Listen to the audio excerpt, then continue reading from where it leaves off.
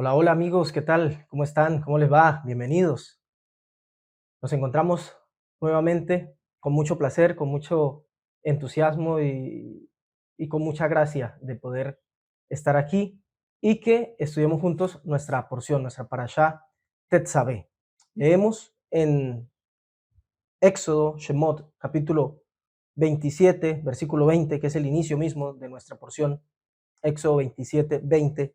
La porción va hasta el 30, versículo 10 de Éxodo. Pero nosotros leeremos apenas los primeros 4 o 5 versículos. Éxodo 27, 20. Solo nos quedan 2 versículos de este capítulo 20 y luego nos pasamos al capítulo 28, 1. Dice así la escritura. Y mandarás a los hijos de Israel que te traigan aceite puro de olivas machacadas para el alumbrado, para hacer arder continuamente las lámparas. En el tabernáculo de reunión, afuera del velo que está delante del testimonio, las pondrá en orden a Aarón y sus hijos para que ardan delante del Señor desde la tarde hasta la mañana, como estatuto perpetuo de los hijos de Israel por sus generaciones. Capítulo 28, versículo 1. Harás llegar delante de ti a Aarón tu hermano y a sus hijos consigo, de entre los hijos de Israel, para que sean mis sacerdotes, a Aarón y a Nadab y a Abiú, Eleazar e Itamar, hijos de Aarón. Y harás vestiduras sagradas a Aarón tu hermano, para honra y hermosura. Y tú hablarás a todos los sabios de corazón, a quienes yo he llenado de espíritu de sabiduría, para que hagan las vestiduras de Aarón, para consagrarle, para que sea mi sacerdote. Al comienzo de esta semana, en los audios cortos que compartimos en las mañanas, estuvimos meditando un poco acerca de nuestras actitudes cuando parece que otros son promovidos y nosotros no. Otros son promovidos, ascendidos, crecen y nosotros no. Lo llevamos un poco más lejos y nos pusimos a pensar en cuando otros son promovidos y la vida nos los restrega en la cara, ¿no? Cuando la vida se empecina en que esos otros que son promovidos vengan a crecer, a promocionarse, a promoverse, donde nosotros nos demos cuenta de eso. Es más, lo podemos llevar todavía más profundo y reparar en aquellas ocasiones en que no solo que otros son promovidos y nosotros no, no solo que son promovidos a la vista de nosotros mismos, sino que además nos usan como medio, como instrumento para la promoción de esos otros, mientras nosotros mismos apenas fuimos una pieza de engranaje para que alguien más probara lo grande. Y lo estuvimos analizando porque eso parece ser el caso de lo que sucede aquí con nuestra porción. Hay un señor, una persona, un gran hombre llamado Aarón, muy digno él, que iba a ser promovido. Ahora se iba a hacer cargo del sacerdocio. Unas labores que hasta el momento venía haciendo Moisés, todas las labores que tenían que ver con Israel las hacía Moisés. Ahora hay una parte especial, específica, la del sacerdocio, que va a ser llevada a cabo por Aarón y sus hijos. Estos son los que van a ser promovidos, van a ser presentados delante de todo el pueblo, van a ser ungidos delante de todo el pueblo, van a ser promovidos en el cielo y en la tierra, van a tener la honra del cielo y de la tierra. Y no es solo que estos van a ser promovidos, y Moisés sigue ahí, sino que además tienen que ser traídos a Moisés. Lo leímos, capítulo 28, versículo 1. A llegar delante de ti a Aarón, tu hermano, y a sus hijos consigo. De pronto el texto traducido al español no lo nota mucho, pero en el hebreo, de hecho, dice, y tú, hay un énfasis, tú, Moisés, harás llegar delante de ti a Aarón, tu hermano, y a sus hijos, para que sean mis sacerdotes. Y todo esto ocurrirá delante de los hijos de Israel. Y nos poníamos a pensar en cómo esto nos afecta a nosotros, cómo reaccionamos nosotros cuando otros son promovidos y nosotros no, cuando otros son promovidos delante de nosotros mismos, y nosotros seguimos ahí, y además cuando otros son promovidos e incluso nos usan. O sea, es necesario que para que estas personas crezcan, sean promovidas, pasen por nosotros, algo tengamos nosotros que ver. ¿Cómo reaccionamos? Nos alegramos, nos fastidiamos, nos da cierto cosquilleo, nos da cierta molestia, cierta cosa. ¿Cómo reaccionamos? Ya estuvimos hablando hace unas cuantas enseñanzas acerca de que lo que sentimos marca realmente lo que somos, lo que sentimos cuando a alguien más le va de cierta manera. Hoy no vamos a referirnos a eso.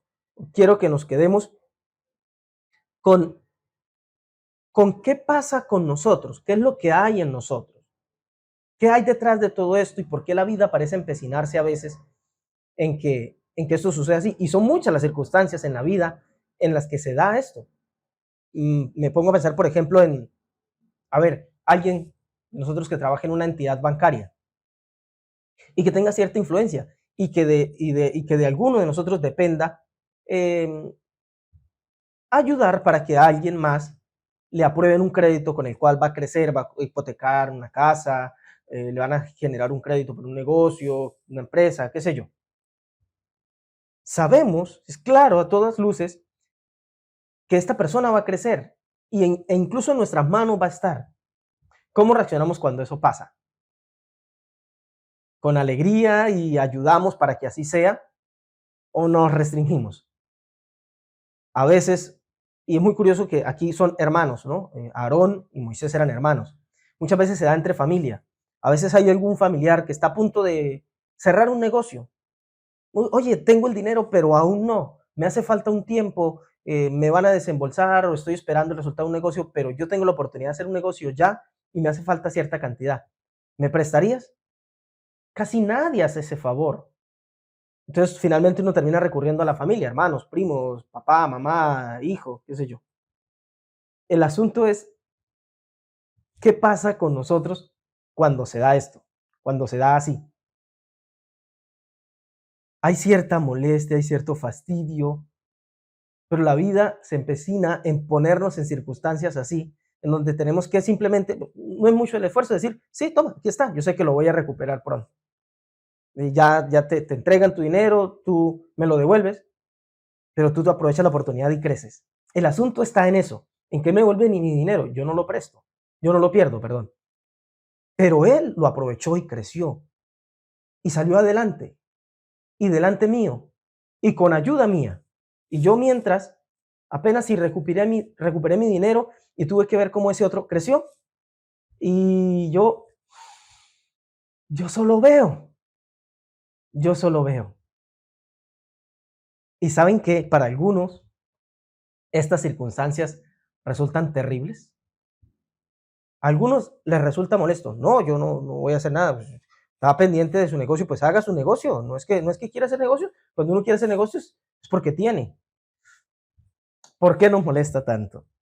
O a veces sí, les decía, yo trabajo en una entidad bancaria o en una entidad gubernamental y de repente de mi firma, de mi aval, de colaborar para que los documentos lleguen rápido al gran jefe, depende que le aprueben ese contrato, esa licencia, esa licitación a otra persona para que crezca y le vaya bien. Y yo simplemente fui un intermediario para que me digan, ay, gracias, gracias a ti se dio, pero yo mismo no crecí. Y resulta que a algunos esto les molesta. ¿Por qué? Sería la pregunta. ¿Por qué nos molesta? Bueno, quiero decir en primer lugar que estoy aquí no para restregarle en la cara sus malos hechos, sus malas cosas.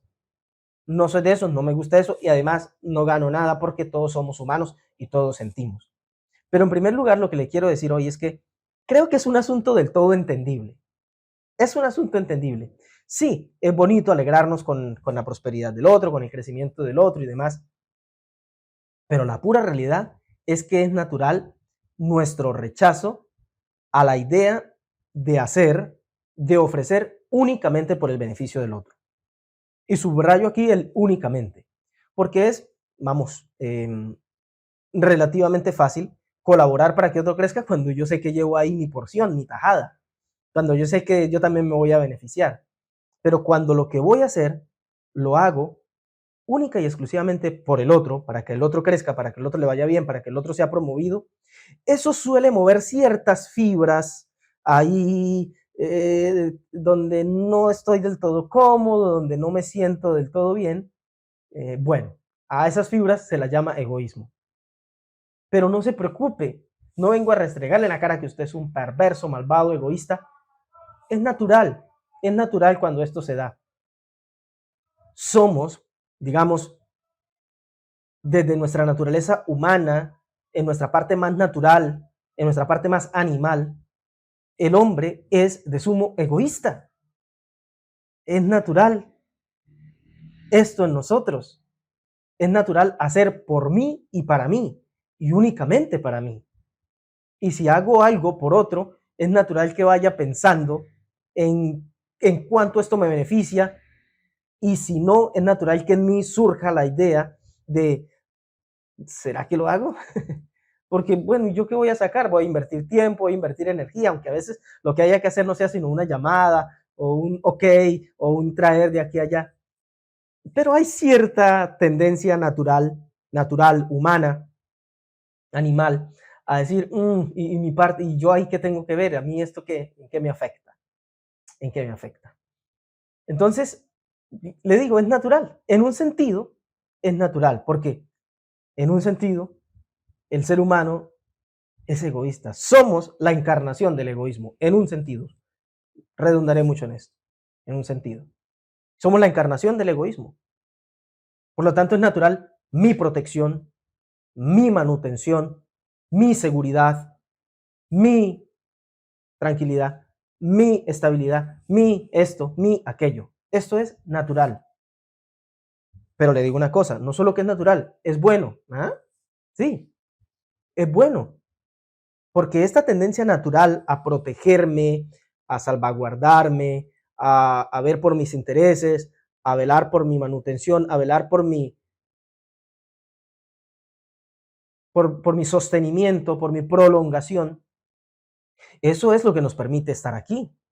Hacer conciencia de nosotros mismos y defender la vida es algo muy bueno. ¿Qué sería de la vida sin esa percepción de autodefensa? ¿Qué sería de la vida como la conocemos sin esa percepción de la autodefensa como modo de supervivencia? Por molesto que parezca, es parte de la inteligencia sagrada de la vida. Defendernos es defender la vida. Si no tuviéramos esta percepción de autodefensa, de autoseguridad, de autoprotección, si no nos valoramos a nosotros mismos y cuidamos la vida nuestra, ¿cuánto menos cuidaríamos de la vida en general? O sea que hacer por sostenernos, por mantenernos en pie, es defender la vida. Y nos dieron eso como parte del juego sagrado de la vida para que la vida permanezca. Así que, como le digo, es natural, es nuestra parte más natural, el defendernos, el ver por nosotros. Así que en un sentido, en un modo muy básico de la vida, muy, podríamos llamarlo incluso primitivo de la vida, es natural el defendernos. Digo primitivo porque recordarán ustedes cómo nos contaban en la escuela, ¿no? En las clases de escuela, desde la antropología, de la historia de la humanidad, al hombre primitivo. ¿Se acuerdan? El hombre de las cavernas, uga, uga, ahí el cavernícola este, ¿qué era lo que hacía? Defenderse. Y si tenía que matar, darle por la cabeza a otro igual a él, con tal de que le quedara más presa para él, más de la casa, lo hacía, porque lo importante era defenderse. Y eso ha llevado a la humanidad a evolucionar mental, psicológica, sociológicamente, relacionalmente, hasta el día de hoy. Pero todo surge de la defensa de la vida. Así que, por eso le digo, en primer lugar, es natural en el hombre, en el ser humano, desde su sentido biológico, desde su sentido más primitivo, procurar por sí mismo, cuidarse. Pero en segundo lugar digo que nos moleste el tener que hacer únicamente por el otro, no solamente es por nuestra tendencia natural a hacer por nosotros y a asegurar primero nuestra parte, sino que también es entendible porque creo que podemos justificar nuestra negativa a hacer únicamente por el otro porque empíricamente no resulta tan productivo. Desde la experiencia no resulta tan productivo. Vamos, ¿a quién no le ha tocado vivir el desprecio y la traición de aquel a quien tanto ayudó y de quien recibe el único pago del rechazo, la negación y el desconocimiento por parte de ese ayudado. ¿A quién no le ha tocado vivirlo? Es cruel, pero cierto. ¿Cuántas personas no han tomado a alguien que no sabe hacer nada en una empresa, un compañero de trabajo, que es un simple ayudante, hace mandados, y lo enseña a operar su máquina, lo enseña a manejar sus archivos, lo enseña a desenvolverse perfectamente en el trabajo, y luego a quien le enseñó con tanto esmero, dedicación y de manera desinteresada, luego le da la espalda y, como suele decirse por acá en los países latinos, le hace el cajón, le hace la trampa para que aquel quede mal con los jefes, le despidan y él se quede con el puesto. ¿Cuántas historias así no se han visto? ¡Buah! Muchísimas, muchísimas. ¿Quién no lo ha entregado todo por alguien? Le ha prestado su auto, su casa, le ha dado de comer, le ha dado posada, y este otro viene luego y le traiciona, le roba, le daña, habla mal, intenta quedarse con algo que es suyo. ¿A quién no le ha tocado pasar por algo así? Mucho se ha visto. Yo incluso conocí a una persona, un amigo, un muy amigo mío, tenía un hermano, y el hermano de este amigo decía, y justo mi amigo también estaba en una condición parecida, o sea, ya era una persona adulta, bastante crecida, y no tenía hijos, no tenía hijos. Y yo le decía, bueno, compa, digo así, pues no vaya a ser que alguien me escuche y sienta que estoy contando historias que no deben ser. Compa, vamos a decir que mi amigo llamaba compa. Compa, ¿y para cuándo los hijos? Te veo bien, estás bien, buen trabajo, tenía una muy buena profesión, prestigio social, ya tenía una economía, porque como les digo, era mayor, adulto ya, bastante, entonces le iba bastante bien. ¿Para cuándo los hijos? Decía, no estoy seguro si quiero tener hijos. ¿Y por qué? Dijo, me decía él, porque me he estado convenciendo una teoría de mi hermano, un hermano de él, todavía mayor, eh, que analizaba y decía, yo no voy a tener hijos, porque mire a nuestro hermano, era una familia grande, era un tercer hermano. Miren, lo dio todo, se esforzó. ¿Cuán testigos fuimos nosotros de todo lo que se sacrificaba en el trabajo, madrugar, estudiar, trabajar, sacar su carrera adelante mientras criaba a los hijos, le daba lo mejor, los mejores colegios, luego la universidad? ¿Sabes qué va a hacer ese muchacho? En estos días se gradúa, ya le dijo al papá que se gradúa y se va para el exterior a trabajar, a especializarse, a hacer su carrera de vida, su proyecto y demás. Hoy nuestro hermano está mayor, ya anciano, y todo lo que hizo y todo lo que se sacrificó y todo lo que entregó por este muchacho, ¿para qué y a cambio de qué? ¿De que se vaya? ¿De que le deje? Si se enferma aquí, si se pone viejo solo, si le va bien, si le va mal, le toca solo. Y todos estos veintitantos años entregándose, sacrificándolo, para que éste termine sus estudios, no bien ha terminado y ya está diciendo que se va a hacer su carrera, a hacer su vida. ¿Qué sentido puede tener eso? ¿Darlo todo a cambio de qué? ¿De que nos abandonen, de que nos dejen, de que nos desprecien, de que se olviden de nosotros? ¿Y sabe qué es lo peor? Que en cierto sentido tiene razón. En cierto sentido tiene razón. O sea, ¿por qué lo da todo un hombre de estos? Para que su hijo crezca, reciba todos los grados con honores o como fuere, y simplemente se vaya y él se queda aquí. En cierto sentido tiene razón. Esa es la vida. Bienvenidos a la vida real. Entonces, viendo la vida desde este punto de vista, ¿qué nos motivaría a dar por el otro, a hacer por el otro? Y ojo, que estamos con un caso, digamos, extremo, es el hijo. Y si muchas veces esto nos hacen los hijos, o lo hacemos nosotros como hijos de nuestros padres, ¿qué podemos esperar de alguien particular? Entonces, todo esto nos lleva a que digamos, oh, ¿realmente vale la pena tanto ir y hacer por el otro y darlo por el otro y para que nos paguen con desprecio, con ya está, en el mejor de los casos, muchas gracias, pero ¿qué quieres que haga? No puedo ir esclavo tuyo por el favor que me hiciste. ¿Vale la pena? ¿Y saben qué? Que hasta a Dios parece haberle pasado. Hasta a Dios parece que le pasa. A juzgar por lo que dice Isaías, capítulo 1.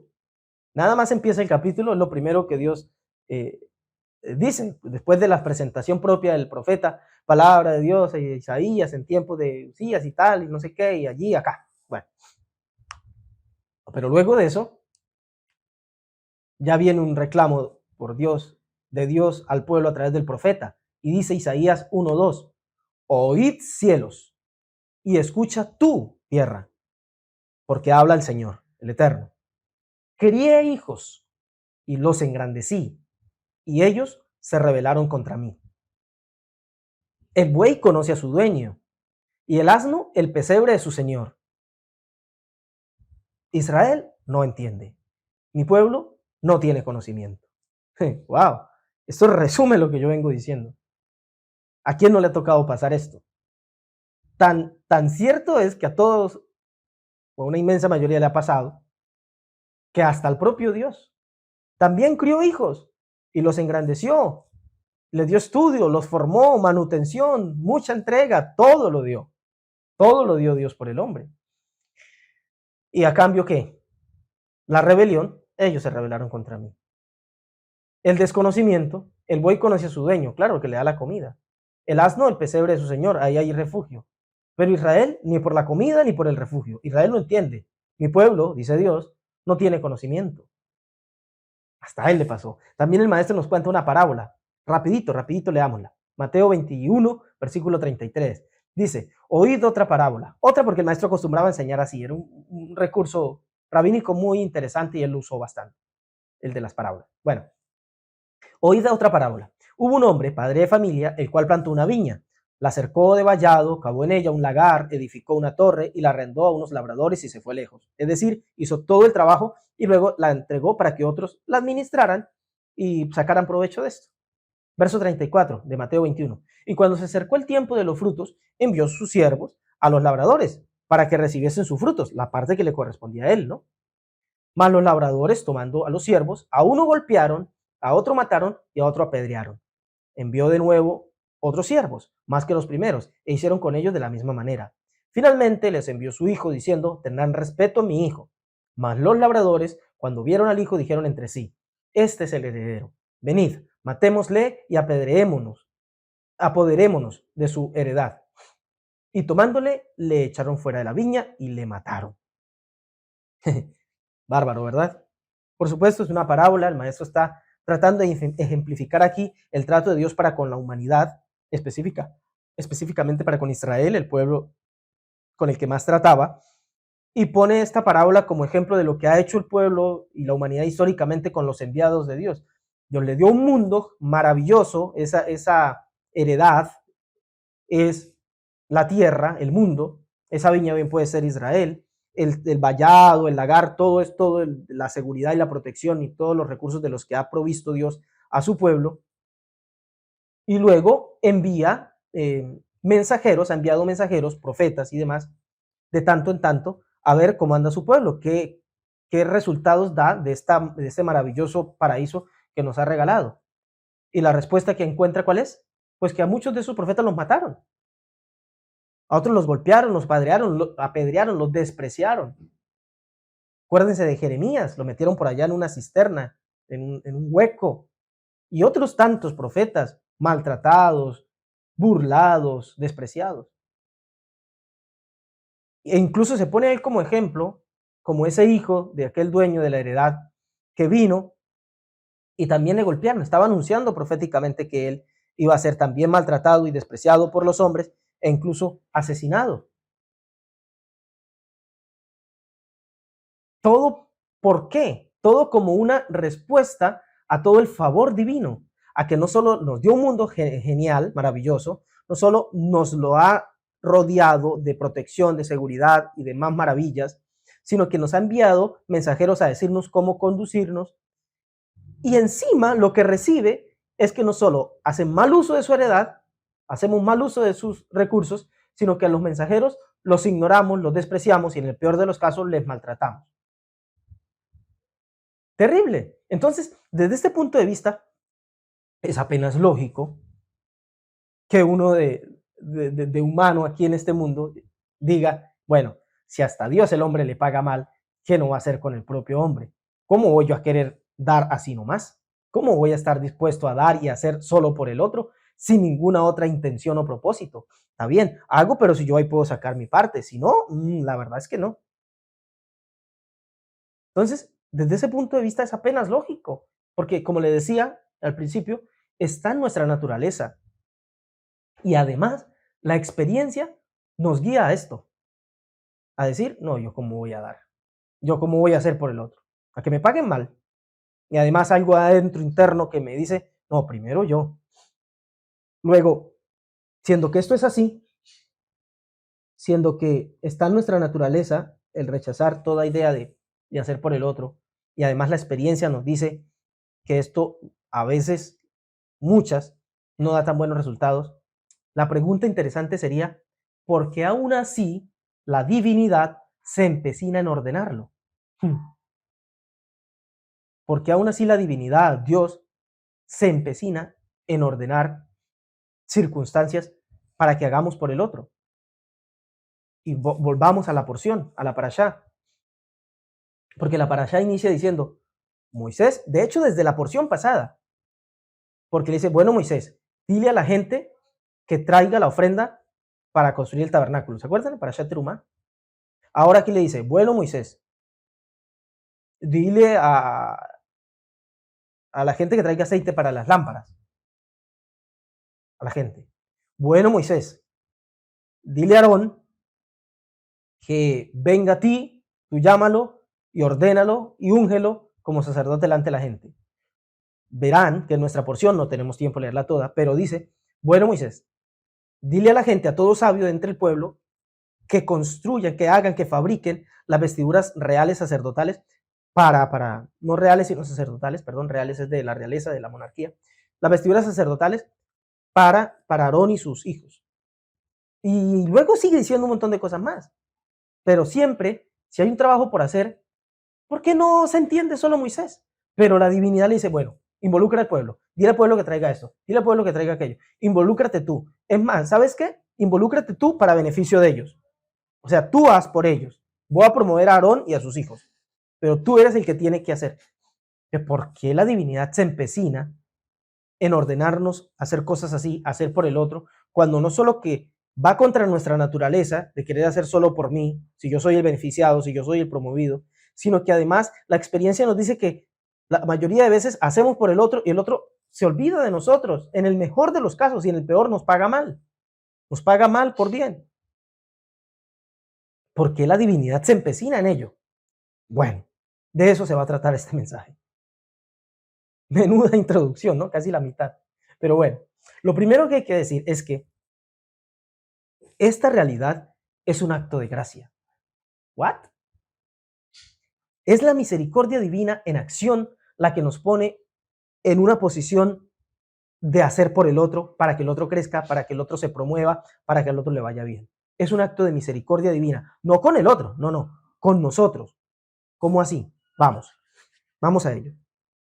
Recuerda el contexto de nuestra porción y de nuestros casos, los casos que venimos poniendo, y de la porción de Moisés haciendo por el otro.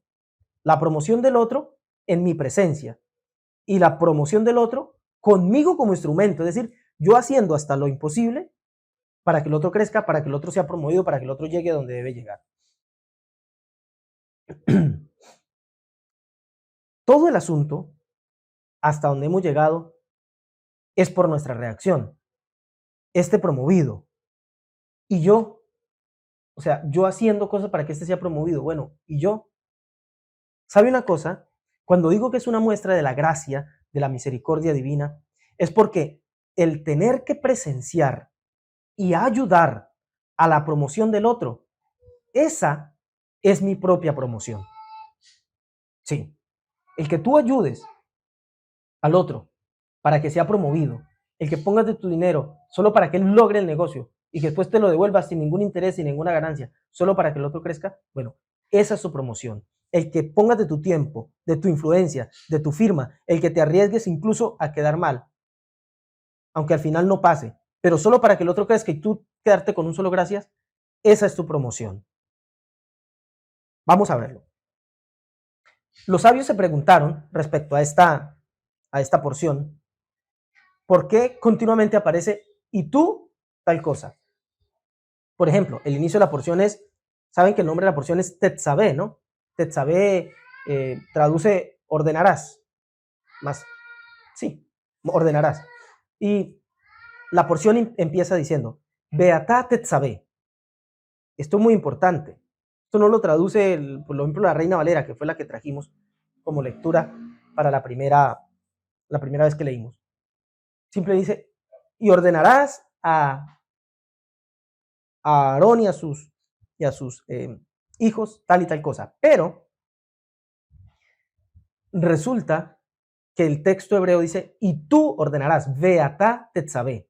Pues resulta que después también dice, Beatá Hakerev, y tú acerca a Aarón y a sus hijos. Cuando decía Beatá Tetzabé, y tú ordenarás, y tú ordenarás a los hijos de Israel que traigan aceite para el alumbrado de las lámparas. Más todavía, en Éxodo 28:3 dice, Beatá Tedaber, y tú hablarás a todos los sabios de corazón, a quienes yo he llenado el espíritu de sabiduría, para que hagan las vestiduras de Aarón, para consagrarle, para que sea mi sacerdote. Luego en Éxodo 30:23 dice, Beatá Kaj Leja Besamim, y tú, de nuevo, tomarás especias finas para hacer el aceite de la unción y todo eso. Las especias aromáticas y demás. Pero el punto aquí es, y tú ordenarás. Los sabios se preguntaron, ¿por qué tanto énfasis? Y tú tal cosa, y tú no sé qué.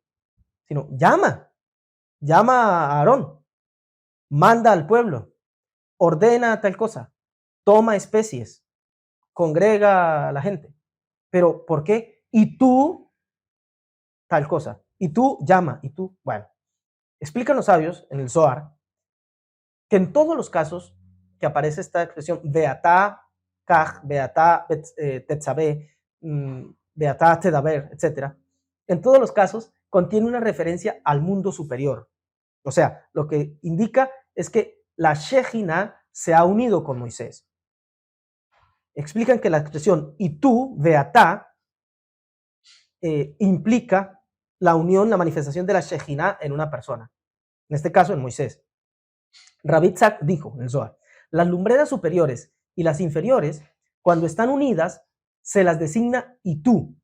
Cuando las lumbreras superiores con las inferiores, sol y luna, se unen, y explican los sabios, no quiero traer todos los comentarios, pero explican que cuando se creó el mundo, cuando se creó el tabernáculo, hubo esta unión del sol con la luna y demás.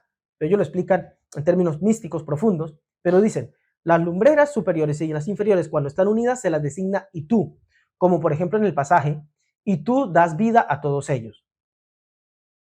Por eso no dice meramente ordena, toma para ti, habla, sino que dice previamente las palabras y tú, porque eso significa que la Shejinah, la presencia divina, moraba, se había unido totalmente con Moisés.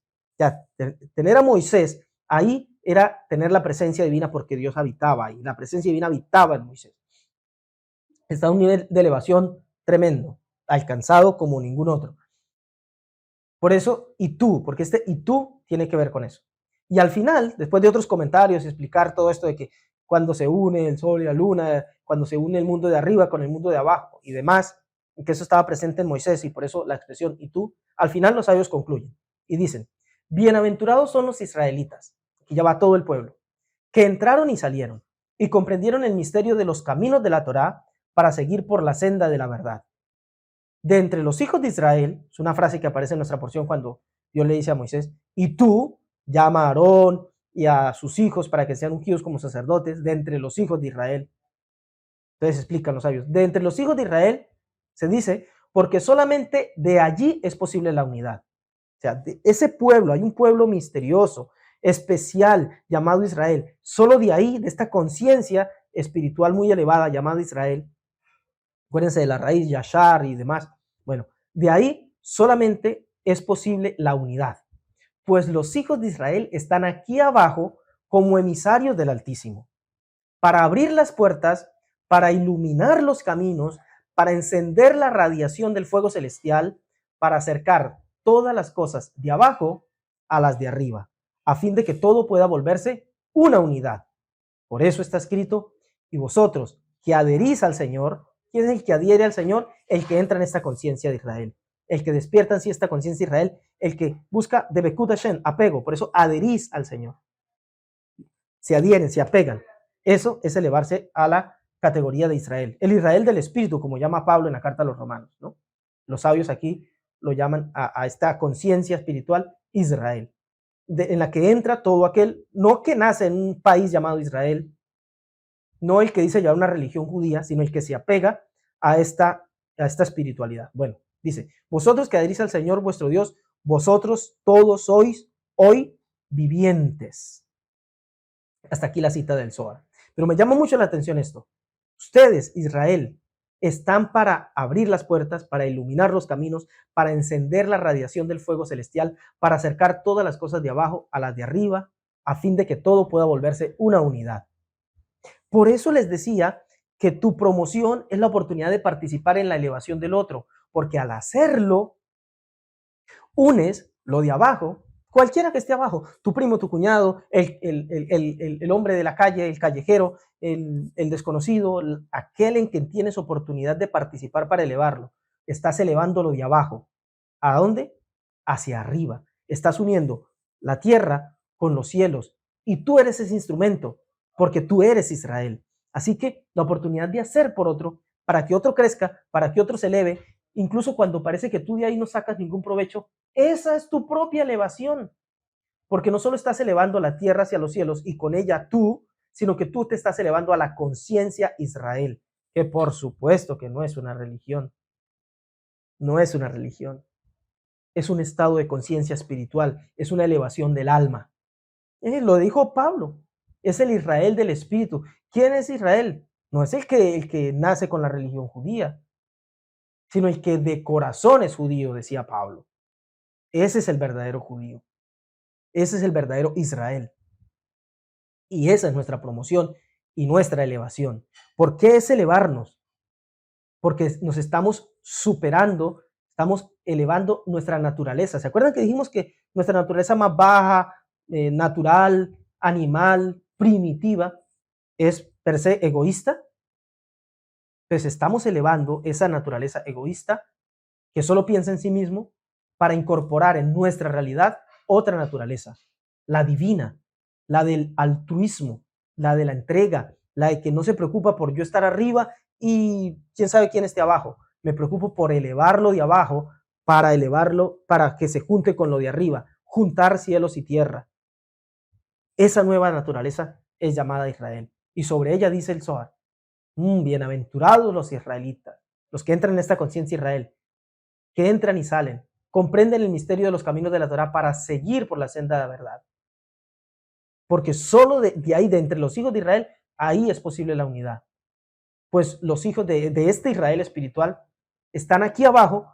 Sí, estamos aquí abajo, pero somos de arriba. Somos emisarios del Altísimo, dice el Zohar, para abrir las puertas, para iluminar los caminos, para encender la radiación del fuego celestial, para que todo aquel que está abajo, nosotros lo podamos elevar. Tu promoción es superar la naturaleza animal y trascenderla y reemplazarla por la de Dios, elevándote hasta lo más alto. Y por eso aquí el texto usa específicamente el Altísimo.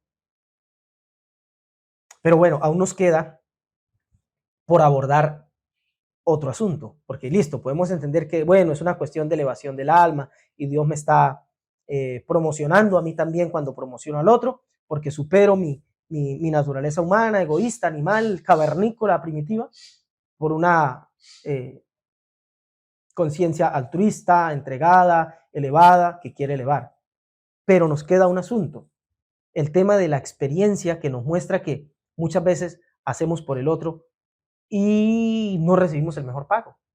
Muchas veces el otro despilfarra, desprecia, no valora. ¿Qué hacemos con eso? ¿Recuerdan que dijimos que el ser humano es el egoísmo encarnado? Pues aunque así es, ya lo dijimos, además, el ser humano es un asunto de fe. Y ese es el título de este mensaje. Ser humano, un asunto de fe. Ser humano es un asunto de fe. Sí, por naturaleza egoístas y todo lo que ustedes quieran.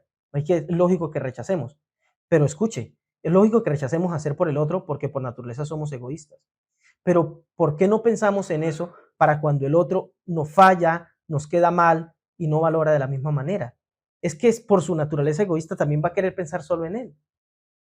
Pero aún así, el ser humano es un asunto de fe.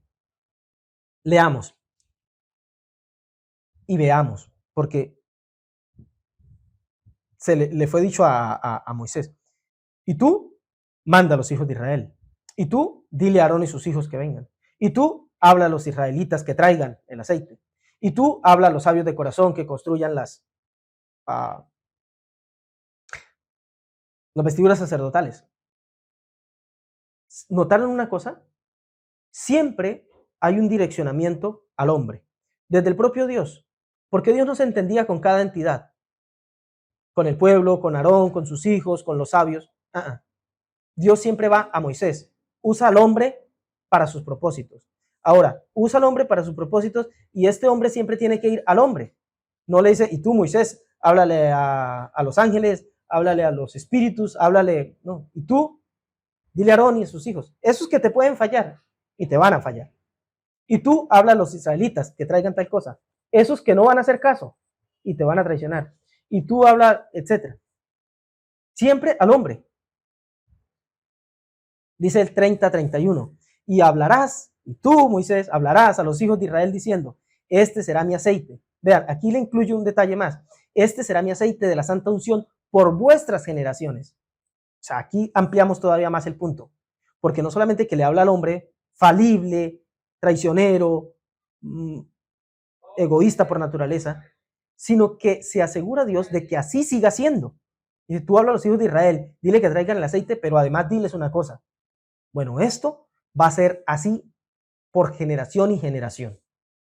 Esto va a seguir siendo así. Siempre me voy a entender con hombres. Hombres que fallan y demás. Les decía, ser humano es un asunto de fe. Dios sigue haciendo la obra y queriéndola hacer con seres humanos. ¿Recuerdan el texto de Isaías?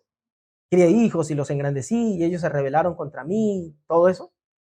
Mire lo que dice Dios acerca de este pueblo, Israel. Isaías 1:3. El versículo que sigue de lo que habíamos leído dice, el buey conoce a su dueño y el asno el pesebre de su señor. Pero Israel, este pueblo, no entiende. Mi pueblo no tiene conocimiento.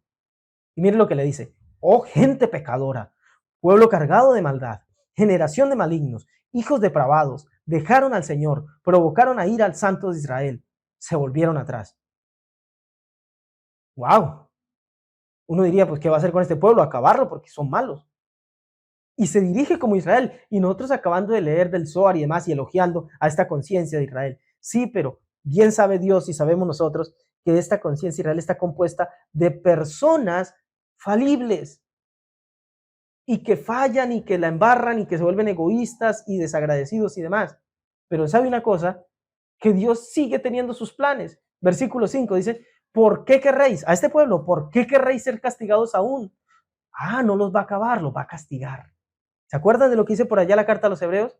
Porque Dios al que ama disciplina y azota al que recibe por hijo. Es decir, tiene un plan con este pueblo de tal suerte que no se conforman con que sean egoístas y con que su naturaleza les diga esto o lo otro, porque esa naturaleza la dio Él para que procuren guardar la vida, sino que quieren que trasciendan, que eleven esa naturaleza. Y por eso les dice, ¿por qué querréis ser castigados aún? Todavía os revelaréis, toda cabeza está enferma y todo corazón doliente. Y en adelante, este capítulo 1 se encarga de explicarles cómo va a ser que la vida los va a tratar, a ver si con las consecuencias propias de su desvarío van a entender. Pero al final les dice, mismo Isaías 1, versículo 18, les dice, bueno, vengan después de que les vaya como les va a ir, porque solamente les estoy anticipando cómo les va si ustedes escogen ese camino de la ingratitud. Les dice, vengan luego, dice el Señor, y estemos a cuenta. Si vuestros pecados fueran como la grana, rojitos, como la nieve serán emblanquecidos. Si fueran rojos como el carmesí, vendrán a ser como blanca lana. Y es curioso que aquí no pone el contraste negro con blanco, sino rojo, que nos habla de la pasión, ¿no? De las pasiones humanas, de lo vivo, de cómo está hecho el hombre. El hombre le corre sangre por las venas, sangre que a ratos se pone caliente, ¿no? Eufórico, efervescente, y en sus arrebatos la embarra, es desagradecido y hace una y otra cosa. Pero aún así, yo te voy a limpiar y te voy a dejar blanquito. Y mire lo que dice el versículo 19. Y si quisieres y oyereis, comeréis el bien de la tierra. Hombre, les da una de tierra magnífica. Les ha dado todo lo que ustedes puedan desear e imaginar. Ustedes me han pagado mal por bien. Pero luego dice que los va a tratar y que les va a volver a dar el bien de la tierra. Bueno, y si vuelven y hacen el mal, y si vuelven y son desagradecidos, bueno, Dios dice, te voy a volver a dar el bien de la tierra. ¿Saben por qué? Porque el ser humano es un asunto de fe. Y Dios, bendito su nombre, actúa así con los hombres. Les da esperando a ver cuál sale bueno, cuál se vuelve en gratitud. ¿Recuerdan la parábola del maestro? Sobre el hombre de la viña y demás. Él termina de contar la parábola y le pregunta a la gente, ¿ustedes qué creen que va a hacer cuando venga el hombre dueño de la viña y de la heredad? Y muchos le responden, uy, pues esta gente trató mal a sus enviados y hasta su propio hijo mataron, vendrá y acabará con todos y los matará. Vean lo que dice el maestro en su parábola.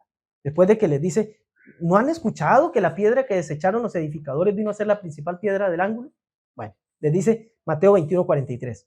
Por tanto os digo que el reino de Dios será quitado de vosotros y será dado a gente que produzca los frutos de él. Mucho han sido usadas estas parábolas y estas palabras del maestro y muchos textos apostólicos para decir que Dios rechazó a Israel y que ahora escogió a los gentiles, a las naciones, y la famosa teología del reemplazo. Craso error. De hecho, el propio Vaticano, el Concilio Vaticano II, ya rectificó esto, ya se retractó, pidió disculpas públicas a Israel por esta teología del reemplazo, diciendo que no es así. Que Dios rechazó a esa generación. Las palabras de Jesús, del maestro de Yeshua, tenían que ver con que Dios rechazaba a esa generación, que a la luz de esto es que hay que entenderlo, Dios rechazaba a esta generación y a otra generación, a otra gente, le iba a dar la viña, o sea, el reino. Pero lo curioso, lo que a mí me llama la atención es lo que dice, el reino será quitado de vosotros. ¿Y será dado a quién? ¿A los ángeles? No, a otra gente. En todo caso, humanos falibles. Y como falló Israel, no puede fallar cualquier otra nación. Y más sabiendo que aquí no se trata de nacionalidad, de países. Como falló una generación, no puede fallar la otra. Y sí, pero así actúa Dios. De hecho, Jeremías 31:33 lo pone todavía más claro. Dice, pero este es el pacto que haré con la casa de Israel después de aquellos días. ¿Con quién? Con la misma casa de Israel. Y dice, este es el pacto que haré, el nuevo pacto, el pacto renovado, como le quieran decir. En todo caso es con Israel. Dice, este es el pacto que haré con la casa de Israel después de aquellos días. Dice el Señor, daré mi ley en su mente y las escribiré en su corazón, y yo seré por Dios a ellos y ellos me serán por pueblo. Otra vez al mismo pueblo, otra vez a la misma gente, otra vez al mismo ser humano. ¿Por qué darle una y otra oportunidad al ser humano? ¿Por qué? Porque ser humano es un continuo acto de fe. Es un continuo acto de fe. ¿Recuerdan la historia de mi amigo? De aquel familiar de mi amigo que no quería tener hijos. Porque los hijos eran desagradecidos, recibían educación, comida, cuando estaban jóvenes, fuertes y bellos, se iban y nos dejaban. Y por eso él mejor no quería tener hijos. ¿Qué tal si pensaran así todos los hombres? ¿Qué tal si todos pensáramos así? A tiempo ya que hubiera desaparecido de la tierra el ser humano. Porque ante el riesgo de que salgan malos los hijos, y si por ello no tendríamos más, ya hubiera desaparecido la humanidad, ya nos hubiéramos extinguido como raza. Pero ¿saben qué? Es un maravilloso riesgo que hay que correr. Sí, se cumplen mucho las predicciones de este hombre inteligente, ¿no? Este amigo. Se cumple mucho a diario. Nosotros muchas veces hemos sido el cumplimiento de estas palabras, porque hemos sido los desagradecidos, los ingratos con nuestros padres. A veces nos lo hacen a nosotros, un amigo, un primo, alguien a quien le tendimos la mano. Se cumple mucho. Pero ¿saben qué? Que muchas veces también nos vemos movidos a cerrar la boca y a confiar, una vez más, en esa misteriosa criatura llamada el hombre. Porque nos cierra la boca con actos que vienen y lo cambian todo. Nos cierran la boca con un retorno a expresar gratitud. Nos cierran la boca cuando vemos que un hijo, los conozco también, conozco un muchacho, es muy cercano a mí, hijo de padres, en donde el padre de familia fue un malazo, le dio toda la vida mal ejemplo, trataba mal a su madre, hacía y deshacía afuera, en la calle, le restregaba a su mujer una y otra vez, una y otra mujer por la cara, pero de mala manera, de muy mala manera. La trataba mal. Y cuando uno esperaría que este muchacho salga igual, este muchacho se casó, es un amor, es una madre de hombre. Yo lo suelo poner como referencia a la gente de confianza. Digo, es mucho mejor hombre que yo en términos del trato con su mujer, con su familia, con cualquier persona. Es un hombre entregadísimo, es un hombre que ustedes lo vieran, este muchacho, una persona joven. Abnegado, entregado, servicial, desinteresado. Y uno dice, ¿de dónde pudo este muchacho tomar ejemplo?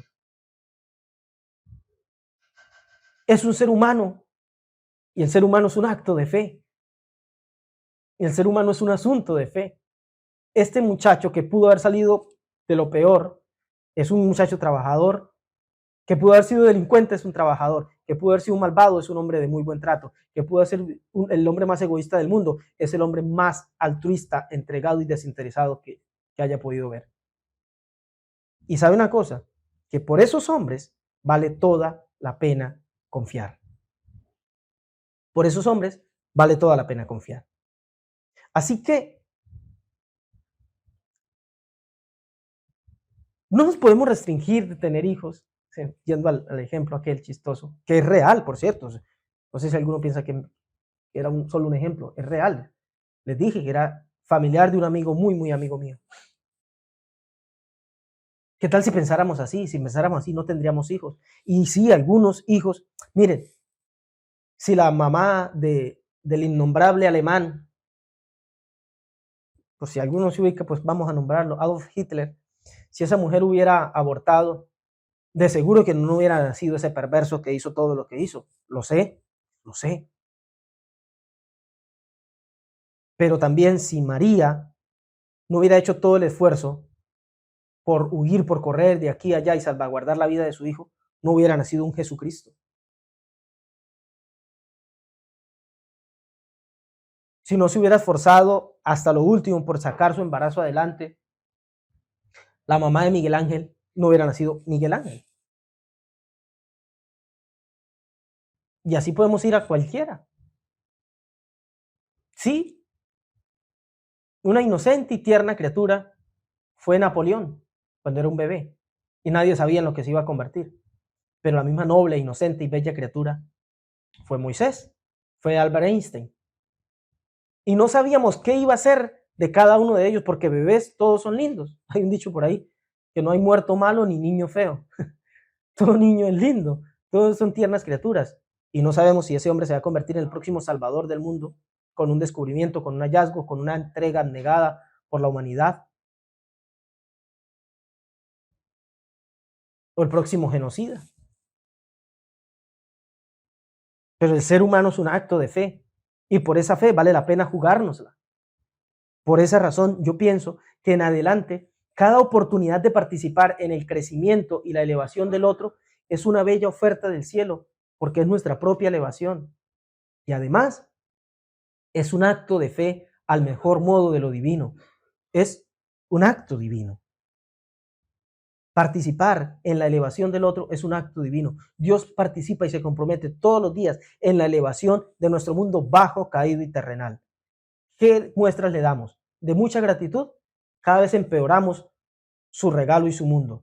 Y aún así, él sigue teniendo fe. Un texto, una oración, una plegaria que se hace todas las mañanas, está en el Sidur, tengo el Sidur en mis manos, el Sidur Birkat Shlomo. Es una plegaria hebrea, judía, muy hermosa. Es lo primero que recita un piadoso cuando se despierta, aunque no se haya lavado las manos, aunque no haya ido al baño, tan pronto como se despierta, se reza. Modé ani lefaneja, melech hai bekayam chehesarta binishmati bejenla rabá emunateja. Traducido esto es, te agradezco, Rey viviente y eterno, porque me has devuelto el alma con misericordia.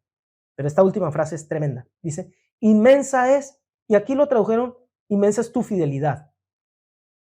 Pero la palabra hebrea es emunateja, emuná, lo que se ha traducido como fe. O sea, Dios teniendo fe. ¿Cuál es la fe de Dios? ¿En quién tiene fe Dios? Y Él es lo máximo, en el hombre.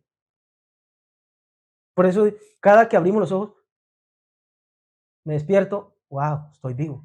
Uf, Te agradezco, Rey viviente y eterno, me has dado el alma con misericordia, me has vuelto el alma. Pude haberme quedado en el sueño, por allá en los mundos en donde haya estado mientras dormía, pero me volviste el alma con misericordia. ¿Por qué? Porque inmensa es tu fe. ¿En quién? En mí.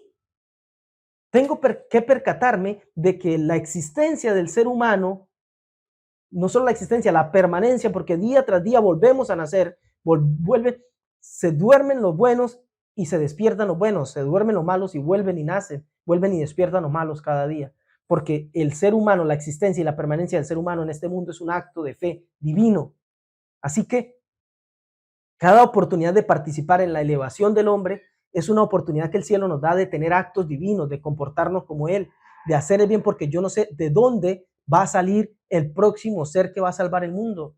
Los sabios hablan en el Talmud, en muchos lugares, de que lo más maravilloso que hay, sí es un justo, pero todavía más maravilloso es el justo que emerge de la impureza. De ahí han salido grandes hombres. Uno de los grandes sabios, Rabí Akiva, de los grandes sabios que tiene la historia de la Torá, surgió de un hombre que no era temeroso de Dios. No era temeroso de Dios. De ahí surgió y se convirtieron en los grandes hombres de la historia, de los grandes sabios, de los grandes piadosos, de los grandes hasidim. Y esa es la fe que Dios tiene, que de un malvado pueda salir luego un tzadik, un justo, un piadoso. El hombre falla y nos equivocamos. Pero si Dios tiene fe, ¿por qué no vamos a tenerla nosotros? Muchas veces ponemos la fe en la persona equivocada. Y sí, le ha pasado a los grandes sabios. Nombramos grandes sabios ahorita como Rabí Akiva. Estos grandes sabios han puesto la esperanza y muchos han llegado a considerar este puede ser el salvador de nuestra generación. Hubo un judío conocido en la historia como Shimon Bar Kokhba y fue llegado a considerar por eminencias, por grandes rabinos, como el Mesías. ¿Qué pasó al final de la historia? Terminó dando la espalda. Otras personas que han sido consideradas en la historia como Mesías, hubo uno que terminó renegando de la fe, apostató de la fe, se fue al Islam, por decir algo. Otros consideran a Yeshua como un fallido Mesías. Históricamente he considerado a muchos rabinos, maestros y piadosos como fallidos Mesías. Porque el hombre falla. ¿Qué quiere que le diga? ¿Que renunciemos a todo y que el mundo se acabe porque el hombre falla? No, a mí no me asombra que el hombre falle. ¿Sabe qué me asombra? Que todavía haya hombres que tengan fe en el hombre, porque están comportándose como lo divino, teniendo fe en el hombre. Todavía me sorprende que haya personas que estén dispuestos a decir, este quizá puede ser el salvador de nuestra generación. Este puede ser quizá el Mesías de esta generación. Nuestra fe, nuestra emuná está puesta en que, y en el judaísmo hay una frase, ¿no? Anima a mí, creo con perfecta fe en la venida del Mesías. Y aunque tardare, sin duda vendrá, no tardará, vendrá. Creo con perfecta fe que vendrá. ¿Qué nos mueve? La creencia de que al fin se va a levantar un hombre que lo va a cambiar todo, que le va a dar la espalda a la naturaleza egoísta, humana, animal, y que va a procurar por el bien de la nación. Esa es nuestra fe. No nos consideramos a nosotros mismos mesiánicos, para quienes me escuchan, porque creemos en la figura del Mesías, que es el Mesías, un hombre que pudo fallar y no falló. Porque así como se dijo del Mesías que había de venir sobre él espíritu de conocimiento y temor de Dios y sabiduría, bueno, eso mismo se dijo de Salomón. Y a Salomón Dios le dio sabiduría como a ningún otro. Y falló Salomón, pero Dios siguió teniendo fe en él. Al final Salomón arregló su camino, porque es que ser humano es un acto de fe. Quizá estemos perdiendo el tiempo y dando mucho para que luego solo se nos burlen en la cara, pero quizás estemos participando en la creación, en la gestación del próximo genio que puede salvar a nuestra generación. Es la realidad. Quizás nosotros estamos dándolo todo por alguien que va a ser un pillo, pero quizá participemos de la gestación de un héroe. Es la realidad de la vida. Y usted va a querer tener el gusto y el placer de decir, se levantó esto bueno. Ustedes no saben lo fascinante que es ver testimonios de gente grande. El otro día vi en un concierto de Adele que le preguntaban quién había sido importante en su vida. Y ella hablaba con tanta emoción de una maestra que tuvo en la escuela, de la maestra de inglés. Ella es de habla inglesa, pero obviamente que así como en países latinos hablamos español y nos dan clases de español, pues a los ingleses también. Y su maestra le hacía mucho énfasis en escribir, en saber leer. Dijo, y esa maestra me impactó con sus clases sencillas y ahora yo me convertí en escritora de canciones. ¿Quién es Adele? Resulta que en ese concierto resulta esta maestra ahí y ella se emociona hasta lágrimas. No puede ser, qué gusto verte de nuevo. Ay, no sé qué. Fascinante, ¿no? Imagínense el orgullo de esta señora, que Adele se acuerde de ella, que le dio clases en la escuela. También me acuerdo cuando lo entrevistan a Lionel Messi, el mejor jugador de la historia del fútbol. Y él dice, sí, me acuerdo, yo estuve en una escuela de fútbol, en una escuela de barrio allá en Rosario, en Argentina, y demás, estuve en la escuelita de barrio, luego pasé a Newell's, y se presentó en un club y en otro. ¿Saben qué me causa gracia esta historia con respecto a Messi? Que estuvo en varias de esas escuelas, que tenía gran talento, y todos lo podían ver, pero él tenía una cuestión física que necesitaba de un tratamiento costoso para ellos, pero para los adinerados, pues algo mínimo.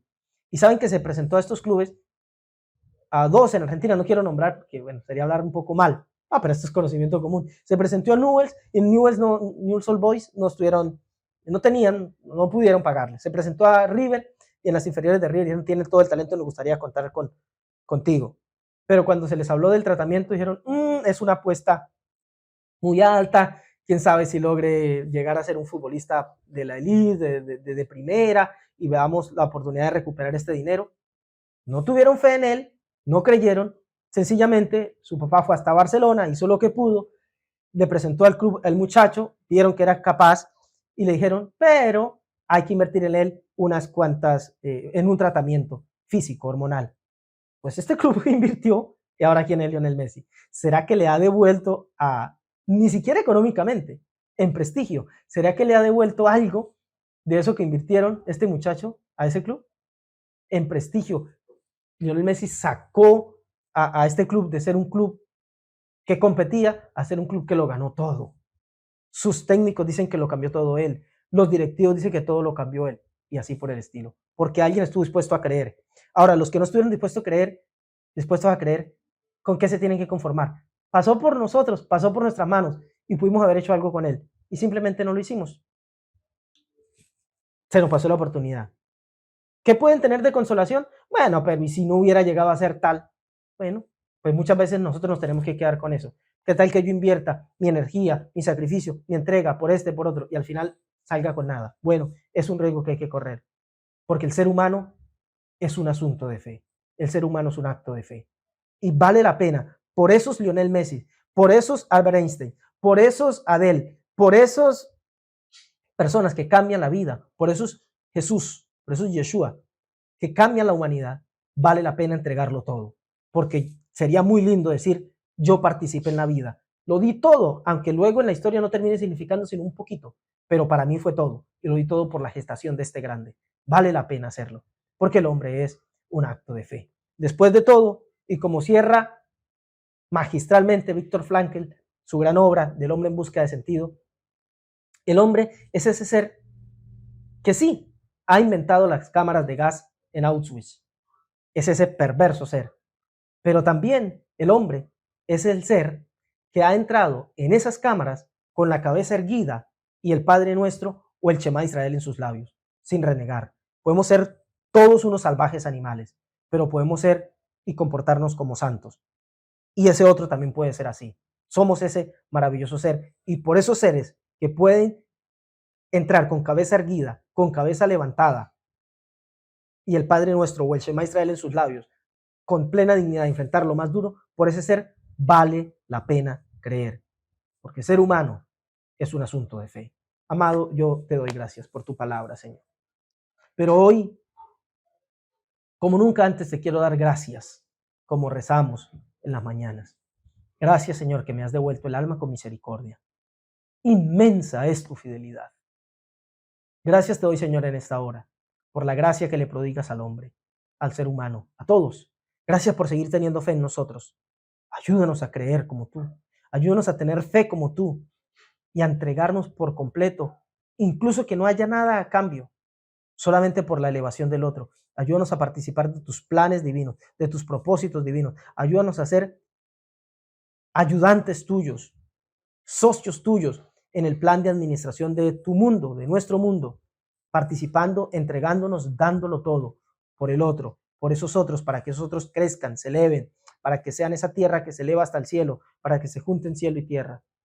Queremos creer, ayúdanos a creer, a darlo todo, por el hijo, por el hermano, por el papá, por la mamá, por el cuñado, por el amigo, por el vecino.